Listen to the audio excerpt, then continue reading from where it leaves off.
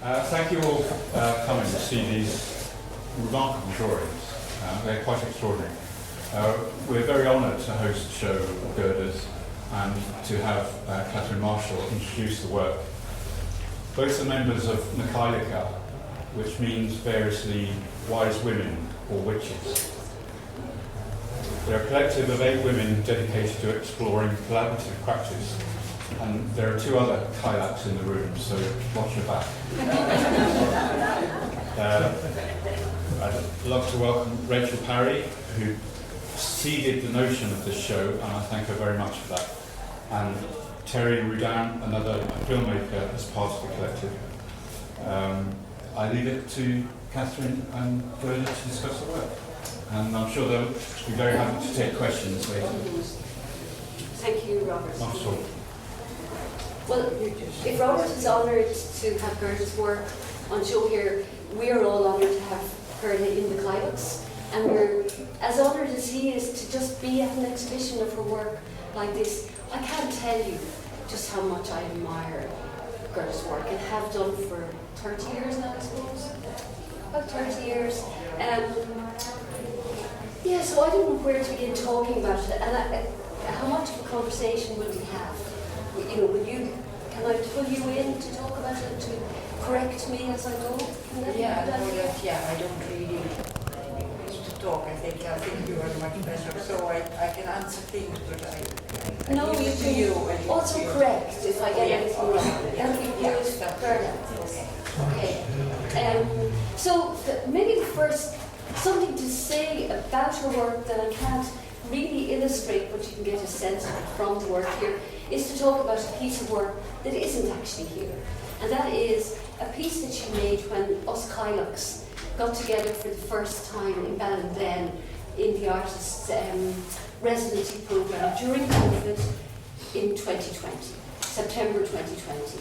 Gerda arrived with this big roll of paper. She didn't really know what she was going to do with it, but she had it.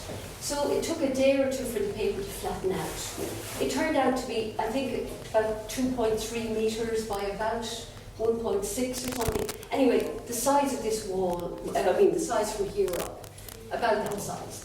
And after we'd gotten it on the wall, what do we find Gerda doing? But in her bare feet, she had 4 chairs lined up, chairs a bit like that chair there, lined up in a row underneath this piece of work. And she started on the left-hand side, going across like that till she got to the other end, hopping from chair to chair as she went, keeping her focus on the line. This is what it's all about. I mean, the focus is just mind-blowing. We were there for a month, which is 31 days. It took her something like 27 days to get from the top right-hand corner and to end up at the bottom, or top left to bottom right, never losing the waver. The lines are, wobbly but straight the whole way across. For us, it became a symbol of endurance, concentration, perseverance, and eternity, actually. We were in this studio in Ballinglen with the Atlantic in front of us, with history in the ground all around us, and went back to prehistory, the cage of fields, all that stuff. It looked like as if, I'm no scientist or physicist or anything else, but it looks as if all the components that went to make up the bit of the planet that we live on all came together in that place, but also in that work. And here she was, about 76 or something at the time, hopping from chair to chair, never losing the waver. And then at the end of it all, when I saw this going on, I said, God, I'd love to do a line like that. And she said to me, okay, do you want to do a line? I mean, that was the most extraordinary, generous and courageous, mad thing to do ever. So of course, I waited till she got down to about that much at the bottom, and then I did a line. So I'm very proud to be part of it. But really, I'm only telling that bit, not because it has anything really to do with me, but it has everything to do with the generosity after all. I mean, in all that work, imagine allowing some pushy other person to even think of inveigling themselves into it. No, absolutely, of course it was. So then I woke up in bed about 2 nights ago thinking about this show, which I knew was going to be 150% fabulous because I'd seen most of the work before we came here.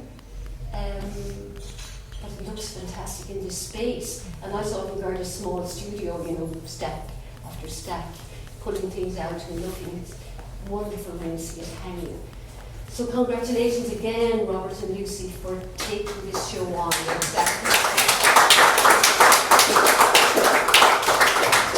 So I woke up in the middle of the night and I had this really strange, I was thinking about Gerda's show and what might get said about it, but I was also thinking about where the rest of us all fit in to this world that she creates. And I was thinking, when I was 20, I left Ireland for the first time.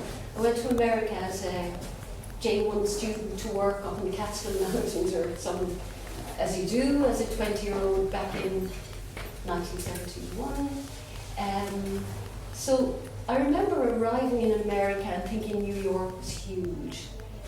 But what I remember most of all, or the thing that struck me most of all that links to this work, was getting on a Greyhound bus and going as far as Washington overnight on the Greyhound bus and feeling the vastness of America all around me. Now, that was only a short journey. I don't know, relatively short, because America's huge. But it wasn't a long journey, and yet I knew I could feel vast space around me. And then you come back to Ireland, and what you feel in Ireland is how space shrinks, and we're embraced by this little island. But actually, then what happens is the sky above your head opens up. In America, it was all about the ground, you know, everything was just a sense of it going on forever. And I was thinking of Gerda's drawing, and you can see that in all of these drawings. The small ones, the tiny ones, the ones where the line breaks off and suddenly, you know, becomes something else. You can see all that reaching into space, above, below, beyond. There's a drawing here called Beneath the Sky. What's beneath the sky is the earth. And yeah, that's the coloured drawing over there on the left. But, you know, it's not just the earth as we see it, it's the earth as it has made itself over millennia.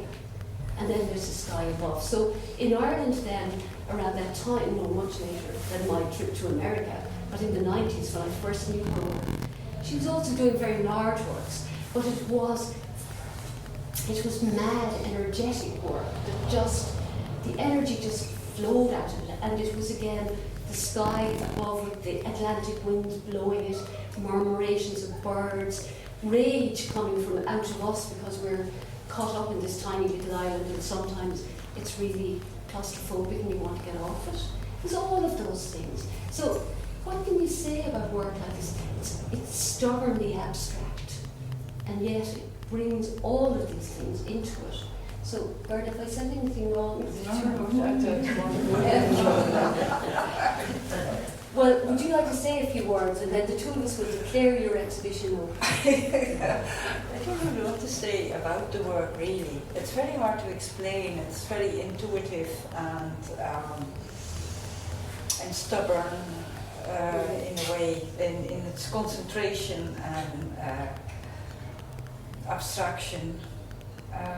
No, I think I couldn't say anything better and nicer as what you have said, so I'd like to leave it at that. That's okay. I really thank you very much. I mean, that's wonderful. Well, don't thank me because I'm just happy as cricket singing with all of this fantastic work. I think there is one thing we all should say, and that is, you know, Gerda does all of this very quietly. She's not a self-promoter.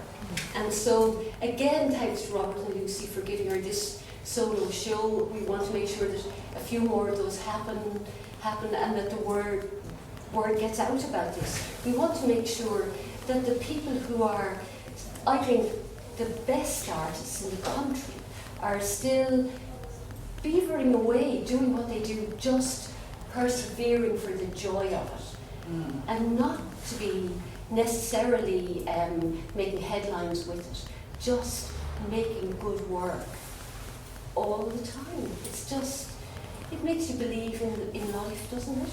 Yeah. And that's, I'm delighted to hear this exhibition open.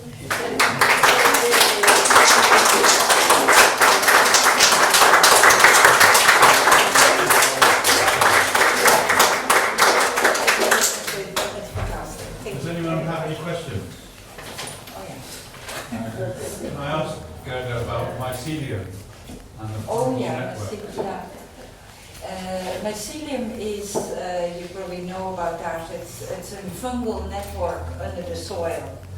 And it's a worldwide web which spreads out over the world. It's symbiotic with certain plants and with algae and with many natural occurrences, but it's one of the most widespread and most important things probably under the soil. And you have the rhizomes as well, of course, the connection of the various roots. But so there's a lot happening under the soil. But I think especially lately I'm very much in awe about the mycelium, the fungal network. So that comes a bit through various of the various works, but also at times landscape, or my memory of landscape of the polder mixed in with maybe well the lines, the layouts of the polders, the distance, the horizon, and it's a kind of mixing of various things. I'm not specific, it comes out some almost unconscious through the lines and through the work I'm doing it. I just let it happen, let's put it that way. I wonder, I may be wrong here, is mycelium also about communication? Yes, Understanding I think it's all about communication. So your work does that for me. It's almost like the lines are like a language, an abstract language. And I just wondered how that connects in with you and your mind with the mycelium. Well, the mycelium is connecting with various plants, and I see them as communities as well in itself, because they get linked to certain plants and they change themselves. They are not a static something, they change what is needed, and the mixing with mycelium and or mycelium and lichen, they discovered that it's different than what they thought. They're working from lichen and algae. So there's a lot of things. I'm just excited about it, but I'm not good in explaining about it. But yeah, it is about communication and communities, a different kind of communities. But communities relate to us as well as to the plant world, isn't it? The natural world. I guess for me it was almost like your work is abstract. It feels like language. And the mycelium is kind of, well, I'm not a mycelium, so it looks abstract to me. Did others? I don't know what I'm saying. I'll shut up. One of the drawings is called Connections, though, so yeah. Can you say a bit more how the polder comes in, or is it difficult to say? Yeah, not so much in this one, in more the linear ones. But maybe subconscious it is in a lot of work, like that one as well, except it's straight over the lines. It started as a vertical. Horizontal. Right. It became vertical because I thought it worked better as an. But many start like a horizontal drawing of lines, and the pole is all about lines, straight lines. It's a grid almost, as you know. Yeah. So and the distance, the horizon, it's the depth of the distance. Was For me, it's sometimes I forget about time, actually. Yeah. Love the idea that I can get lost in it in terms of not thinking it's line. And I see it differently. I don't see it as line. Okay, but I more see it as like this for me is more about a landscape with the influence of light, the darkness of light, the line goes lost in that idea that it's made from lines. Or I look at this here, and I really have to go deep into it. And I love this idea that maybe you look at it and then it becomes more abstract in their terms. I think we forget by the line. No, that's great actually, because I always hope that it goes beyond lines or any kind of direction, that it becomes more intuitive and more an emotional connection with the work. Yeah. And the energy. And energy, yeah. Dancing. Because nothing is literal and nothing is just, you know. Yeah. Yeah, this looks like the moment of creation.